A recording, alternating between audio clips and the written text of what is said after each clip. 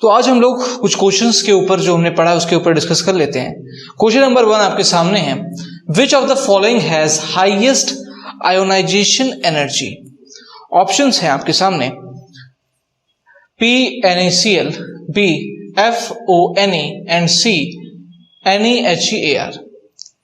यहां पर आपको 3 पेयर बना के दे रखे हैं और आपको बताना है कि किसके पास हाईएस्ट आयोनाइजेशन एनर्जी होगी।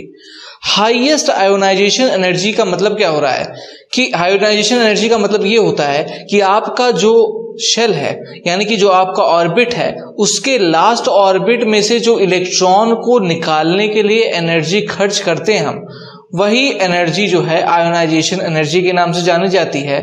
हाईएस्ट आयोनाइजेशन एनर्जी का मतलब यहां पर यह हो गया कि किसमें से इलेक्ट्रॉन को निकालने के लिए सबसे ज्यादा एनर्जी की रिक्वायरमेंट होगी। तो अगर सबसे ज्यादा एनर्जी की रिक्वायरमेंट की बात की जाए तो सबसे ज्यादा रिक्वायरमेंट होती है आपकी जिस केस में या तो आपका ऑक्टेट कंप्लीट हो, ऑक्टेट कंप्लीट हो, या फिर हम यूं कह सकते हैं ऑक्टेट कंप्लीट होने का मतलब क्या है कि स्टेबिलिटी हाई है, स्टेबिलिटी सबसे ज्यादा हो।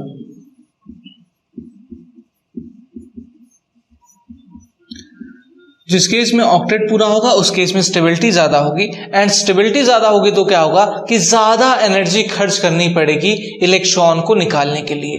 ऑक्टेट किस केस में पूरा होता है, तो ऑक्टेट हमारा जो होता है वो ग्रुप 18 के एलिमेंट्स में पूरा होता है।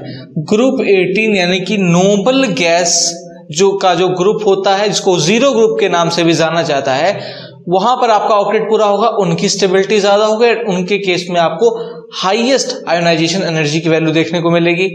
अब यहां पर बात आ रही है कि ऑप्शन वाइज देखेंगे तो यहां पर ऑक्टेट यानी कि ग्रुप 18 के ऑप्शन नंबर सी में 3 एलिमेंट दे रखे हैं। इन तीनों के तीनों केसेस में क्या होगा कि ऑक्टेट कंप्लीट होगा, एंड ऑक्टेट कंप्लीट होगा तो स्टेबिलिटी हाई है, एनर्जी ज्यादा देनी पड़ेगी इलेक्ट्रॉन को निकालने के लिए। तो इस केस में जो करेक्ट आंसर हो जाएगा वो हो जाएगा ऑप्शन नंबर सी का। सी को यहां पर ऐसे टिक कर देंगे हम। आइए क्वेश्चन नंबर 2 को देखते हैं। An element in period 3 whose electron affinity is 0. Option A neon, B sulfur, C sodium and D argon.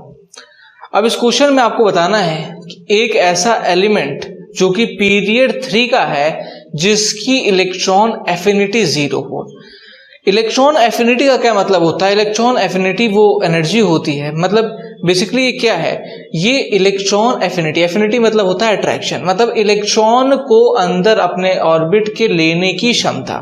तो इलेक्ट्रॉन को लेने की जो क्षमता है वो किस केस में 0 होगी आपको बताना है। तो होगा क्या, इलेक्ट्रॉन एफिनिटी का मतलब ये हो गया। अब बात आएगी इलेक्ट्रॉन लेता कौन है। इलेक्ट्रॉन वो लेगा एलिमेंट आपका जिसको ऑक्टेट अपना कंप्लीट करना है, जिसको ऑक्टेट रूल के हिसाब से अपना ऑक्टेट पूरा करना है। तो जिसको ऑक्टेट पूरा करना है वो उसको इलेक्ट्रॉन की रिक्वायरमेंट है, वो इलेक्ट्रॉन लेगा। जो एलिमेंट्स आपके इलेक्ट्रॉन को लेंगे, जो आसानी से ले लेंगे वो ज्यादा इलेक्ट्रॉन एफिनिटिव होंगे, एंड जो देर से लेंगे या फिर जिनको जो है ज्यादा एनर्जी रिक्वायरमेंट होगी लेने के लिए वो जो है लेस इलेक्ट्रो एफिनिटिव होंगे। अब मतलब यहां पर क्या हो रहा है कि यहां पर इलेक्ट्रॉन एफिनिटी की वैल्यू 0 होने का मतलब ये है कि उसका जो है ऑक्टेट ऑलरेडी कंप्लीट है, उसको इलेक्ट्रॉन की आवश्यकता बिल्कुल भी नहीं है। अब जिसका ऑक्टेट कंप्लीट है, ऑप्शन वाइज अगर आप देखेंगे तो ऑप्शन नंबर ए यानी कि नियॉन जो है आपका, एंड साथ ही साथ ऑप्शन नंबर जो डी है यानी कि आर्गॉन, इन दोनों केसेस में यानी कि ग्रुप 18 के एलिमेंट्स हैं यानी कि 0 ग्रुप के एलिमेंट्स हैं, इनके केस में क्या होगा कि इनके केस में ऑलरेडी आपका जो है ऑक्टेट कंप्लीट है। ऑक्टेट कंप्लीट होने का मतलब यहां पर क्या हो रहा है कि यहां पर इनको इलेक्ट्रॉन की रिक्वायरमेंट है ही नहीं। लेकिन अब ये दोनों आंसर नहीं हो सकते, यहां पर बात की जा रही है पीरियड 3 की। तो पीरियड 3 में जो होता है वो आर्गॉन आता है आपका, नियॉन आपका पीरियड 2 में आता है। तो करेक्ट आंसर जो हो जाएगा ऑप्शन नंबर डी हो जाएगा आर्गॉन का। ऑप्शन नंबर डी इस केस में हम टिक कर देंगे। क्वेश्चन नंबर 3 को देखते हैं। There are 3 elements EFG with atomic numbers 19, 8, 17 respectively. Classify them as metals and non-metals. इस क्वेश्चन में आपको 3 एलिमेंट्स EFG दे रखे हैं, उनके रिस्पेक्टिव एटॉमिक नंबर्स 19, 8, 17 हैं। आपको बताना क्या है कि इनमें से क्लासिफाई करके कौन से मेटल्स हैं एंड कौन से नॉन मेटल्स हैं। तो आइए बात करते हैं। तो सबसे पहले हम बात करते हैं, तो जो E है यहाँ पर, ये हो गया आपका F एंड ये हो गया आपका G। E का जो एटॉमिक नंबर है वो है 19, F का है 8 एंड आपका जो G है उसका है 17। इसको करने के लिए क्लासिफिकेशन करने के दो तरीके हैं। या तो हम एटॉमिक नंबर से उस एलिमेंट को पहचान जाए एंड फिर हम क्लासिफाई कर ले कि वो मेटल या नॉन मेटल है, या फिर एटॉमिक नंबर से हम उसका इलेक्ट्रॉनिक कन्फिगरेशन लिखे एंड इलेक्ट्रॉनिक कन्फिगरेशन लिखने के बाद हमें पता चले कि उसको अगर वो इलेक्ट्रॉन को जो है डोनेट कर सकता है तो उसका इलेक्ट्रॉनिक कन्फिगरेशन ऑक्टेट के पास जाएगा, तब वो मेटल कंसिडर किया जाएगा। इलेक्ट्रॉन लेने की अगर उसकी क्षमता है तो हम उसको नॉन मेटल कंसिडर करेंगे। तो हम पहले जो है इलेक्ट्रॉनिक कन्फिगरेशन के मेथड समझते हैं। ई का इलेक्ट्रॉनिक कन्फिगरेशन लिखेंगे, ये हो जाएगा हमारा 2 8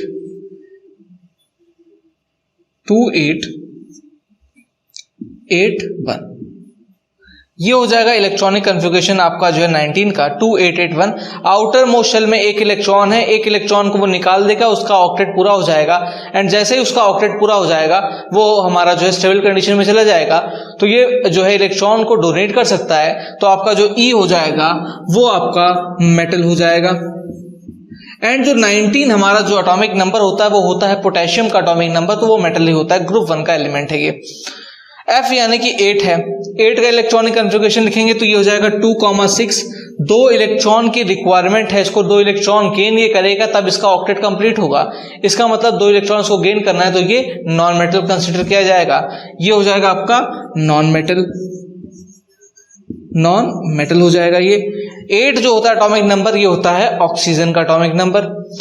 G है 17, 17 का इलेक्ट्रॉनिक कन्फिगरेशन लिखेंगे तो ये हो जाएगा आपका 2,8,7। यानी कि आउटर मोस्ट शेल में 7 इलेक्ट्रॉन्स है, एक इलेक्ट्रॉन की रिक्वायरमेंट है, एक इलेक्ट्रॉन को जैसे ही गेन करेगा वैसे इसका ऑक्टेट पूरा हो जाएगा। तो यहां पर क्या हो जाएगा, ये भी आपका जो है नॉन मेटल कंसीडर किया जाएगा, नॉन मेटल कंसीडर किया जाएगा। 17 जो एटॉमिक नंबर होता है वो होता है क्लोरीन का, तो क्लोरीन हम जानते हैं कि वो जो है आपका नॉन मेटल होता है। तो E आपका मेटल है, F एंड G जो है वो दोनों के दोनों नॉन मेटल है। क्वेश्चन नंबर 4 है हमारे सामने, name a metal present in period 3 group 1 of periodic table. इसमें आपको उस मेटल का नेम बताना है जो कि 3rd period and 1st group के अंदर प्रेजेंट हो। तो सबसे पहले हम ग्रुप ढूंढते हैं, फिर हम पीरियड की बात करते हैं। तो ग्रुप 1 की अगर बात की जाए, ग्रुप 1 के एलिमेंट्स की बात की जाए तो ग्रुप 1 आपका जो होता है वो अल्कली मेटल्स का होता है। उसके अंदर आपके जो एलिमेंट्स आते हैं वो आते हैं hydrogen, lithium, sodium, potassium, rubidium, caesium and then आता है आपका फ्रांसियम। पीरियड हो जाएगा 1 2 3 4 5 6 7, यानी कि ये 1st पीरियड का हो गया, ये 2nd का, ये 3rd का, ये आपका 4th का, ये आपका 5th से बिलोंग करेगा, ये 6th से एंड ये 7th से।